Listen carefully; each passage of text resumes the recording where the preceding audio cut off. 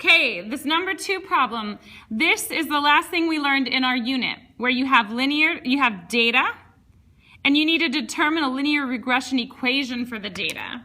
So the first thing you need to do when you have data is you need to go to your stat button.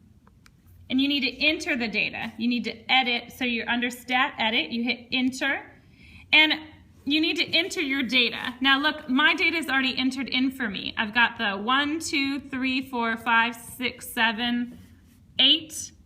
And I want to double check myself. Always make sure you double check, because there's so many easy mistakes to make with data entry, and then you'll get something wrong. So here, the attendance is 8,673, 8903, 9103, 9091, 9117, 9134, 9256, and 9573. Okay, so I've got my data entered into L1 and L2.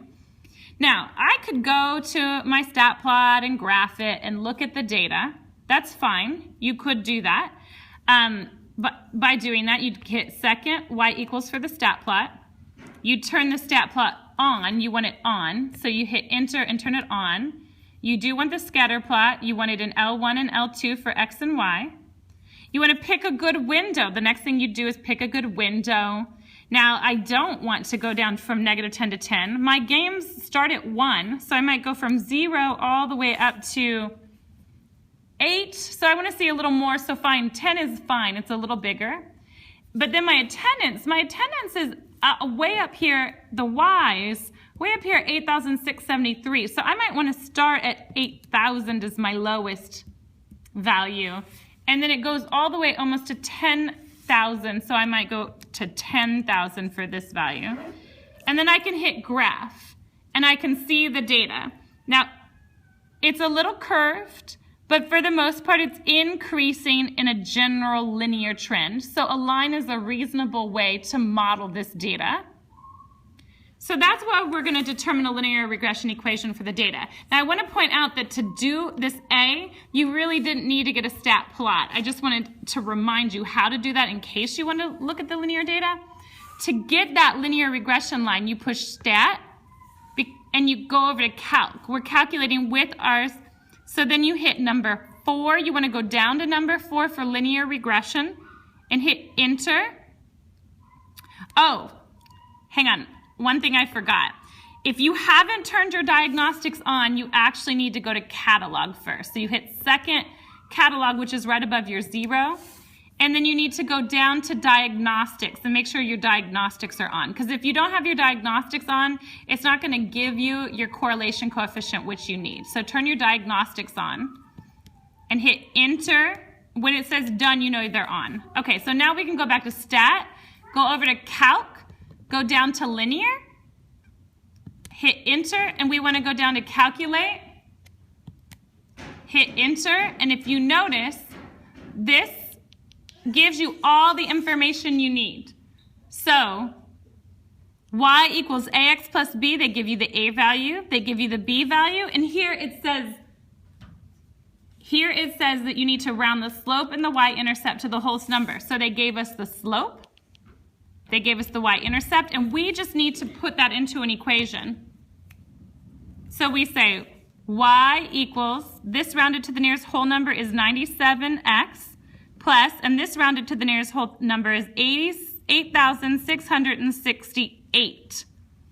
So here is my linear regression equation. So notice I didn't actually need to do the scatter plot for it. I just needed to do the stat calc. And then they want us to identify the correlation coefficient, or R value. And here the R value is right here. It's 0.92, and that's close enough, 0.92. And what does this value tell you? First off, it tells you it's positive, so that means the data is increasing.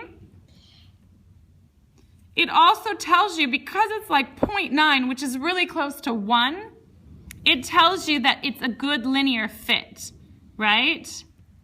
That our equation models it, okay? And you don't need to do this, but if I were to go here and I were to graph my equation, 97x plus 8,668, because it's a good linear fit, my R value tells me it's going to be a good linear fit. When I graph it, you'll see it's going to go straight through kind of the middle of the data, and those points are going to be really close to the line.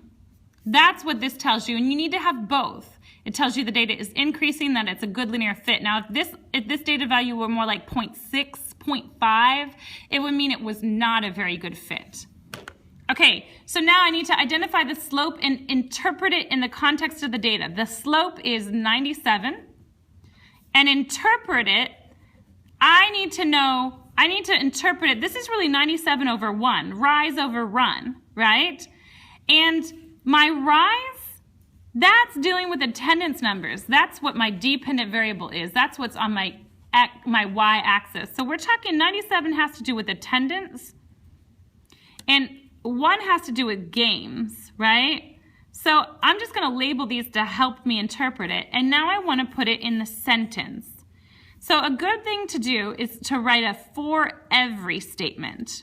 For every 1 game, attendance is increasing by 97 people. Okay, so for every 1 game, the attendance isn't just 97, it's increasing by that much, because this is a rate of change. This is saying how much things change. So for every 1 game, attendance increases by 97 people. Okay, so see how I took this number, I kind of put it with the meaning of the variables, and then I interpreted it in a sentence that talked about for every, and then said whether things were increasing or decreasing. So last thing, use your equation to predict attendance for game 12. That's really just saying what if x equals 12, right? That's what my x means. So I take 12, I plug it in for x, so y equals 97 times 12 plus 8,668, and then I can just use my calculator to do that. 97 times 12 plus 8,668, that equals 9,832 people. And always write what you're talking about here, people.